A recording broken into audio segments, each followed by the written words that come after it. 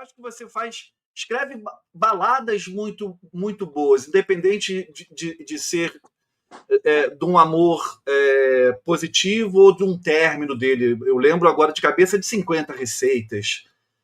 Porra, aquela letra ali, a primeira vez que eu vi foi com o Frejá, depois eu ouvi com você. Aquilo ali, se o cara tá sofrendo, não ouve, não ouve, porque aquela letra ali é muito barra pesada, assim. E os versos são maravilhosos. Aquela letra tem uma história muito assim, inusitada.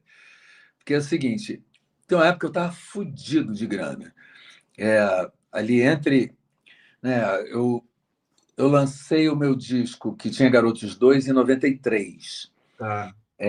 Ainda fiz bastante show em 94. Quando fui fazer o disco que seguiria, né, seria o disco seguinte pela EMI, e a EMI não quis fazer um disco.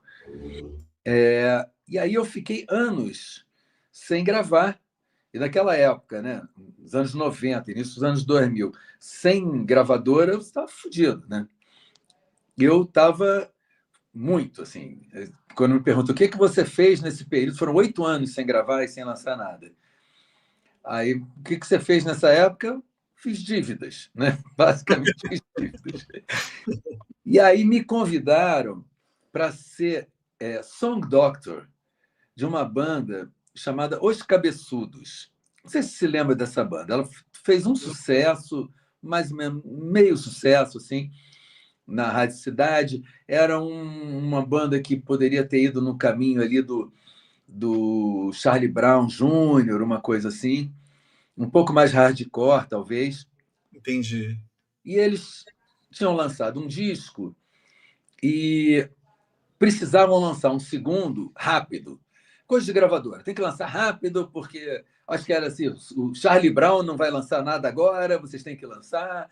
Então, eles fizeram 17 músicas para esse disco. Só que, assim, o primeiro disco eles passaram a vida, né, preparando. O segundo, eles tiveram alguns meses.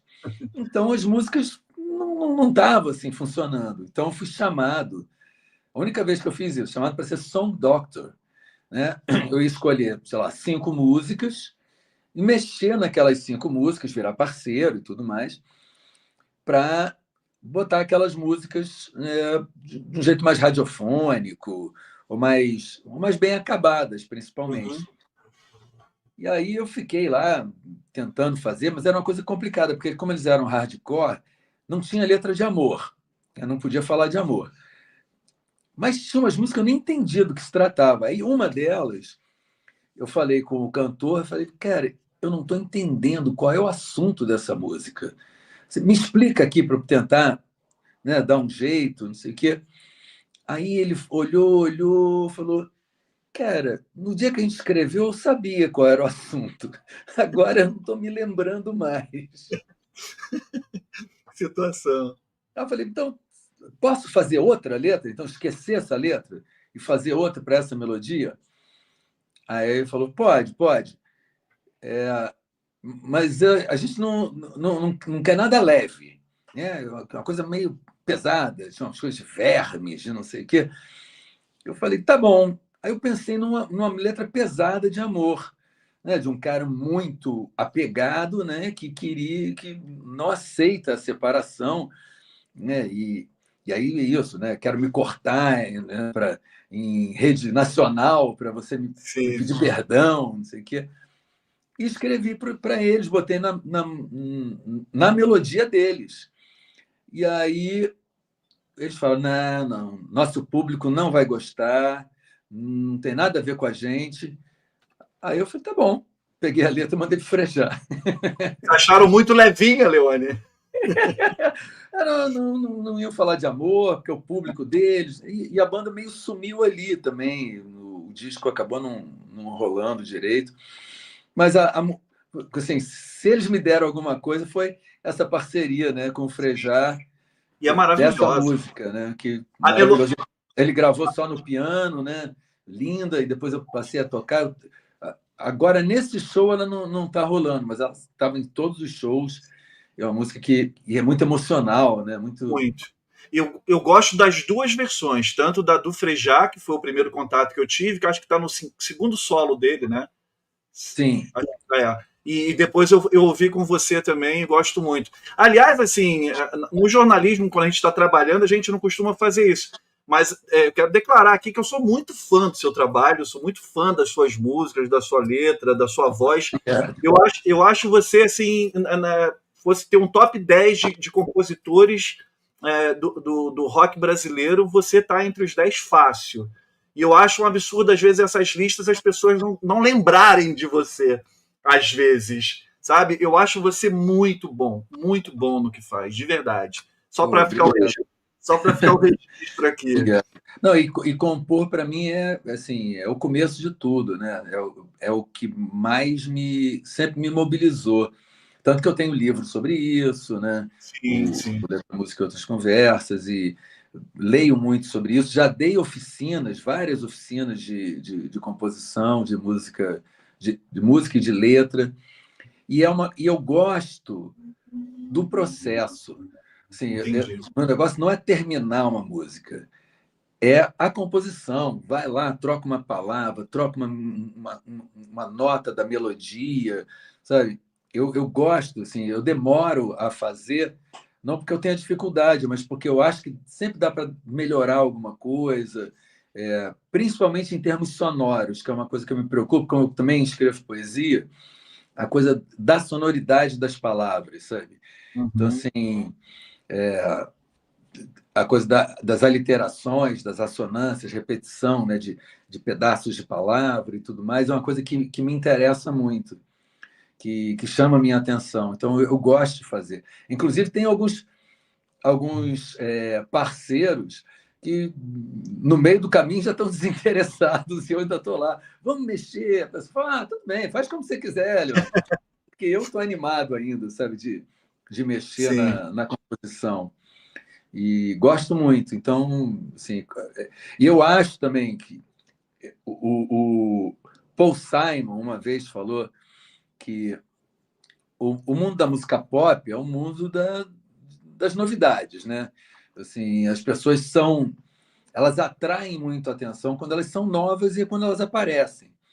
Depois vai meio perdendo a relevância. Você fica esperando quem é o novo que vai aparecer. E aí ele falava uma coisa que eu concordo. Assim, quando a gente finalmente domina o nosso ofício de escrever canções, ninguém mais está prestando atenção. Pois é, isso é um absurdo. E no Brasil, eu acho que isso é mais forte ainda, né? Você vê, o Paul Simon falou isso, um americano, né? E eu acho que lá eles ainda têm essa coisa do resgate da arte, da história, muito mais forte do que a gente aqui. Eu costumo dizer para alguns artistas brasileiros, sobre alguns artistas brasileiros, você incluso, que se vocês compusessem e vivessem na Europa ou nos Estados Unidos, compusessem em inglês, vocês estavam muito bem de vida, assim, num nível muito alto, assim. Você é tipo não estou comparando os artistas, mas assim, um cara que tem um legado na música, a la Elton John, mas você, né, grava em português, com público restrito. E, infelizmente, nosso país tem uma memória muito curta, né? Uma vez, ali, já nos anos 90, né, eu comprei um livro de uma compositora falando sobre composição, um livro, compositora norte-americana. E ela falando que se você tiver um hit entre os 10 mais, né, nos Estados Unidos, por conta das regravações e de rádio adulta, não sei o quê, um hit te dá para o resto da vida uns $100 mil por ano. Naquela época, eu tinha 16 hits, né, que tinham chegado. Falei, caramba, eu ia ganhar $1.600.000 por ano para o resto da vida, não precisava fazer mais nada, né, cara? Isso é uma outra realidade, né, no Brasil, né? Porque eu já tinha lá do Kid Abelha, tinha dos Heróis, aí Cazuza, Léo Jaime, não sei o quê. Somando tudo, dava 16 naquela época, anos 90. Naquela época. Mas é isso, a gente está no Brasil Mas eu continuo compondo e assim, continuo feliz de compor e quero sempre apresentar as canções. às vezes é complicado, né? Porque as pessoas estão um pouco mais preguiçosas de ouvir coisa nova.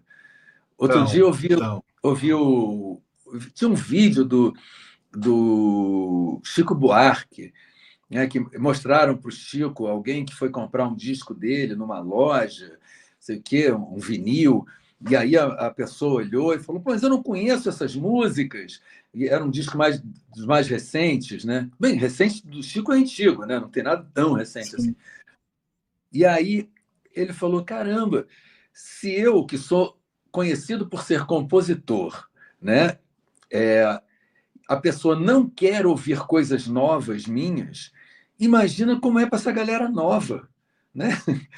Você tem que conhecer, você tem que chegar mostrando coisas conhecidas, mas você não é conhecido, né? E hoje em dia, para fazer um hit é muito mais complicado do que era, né? Um hit que eu estou falando que todo mundo conheça, que não seja só na sua sim, bolha, né? que fure a bolha. Uhum, uhum. Exatamente. Não, eu te entendo.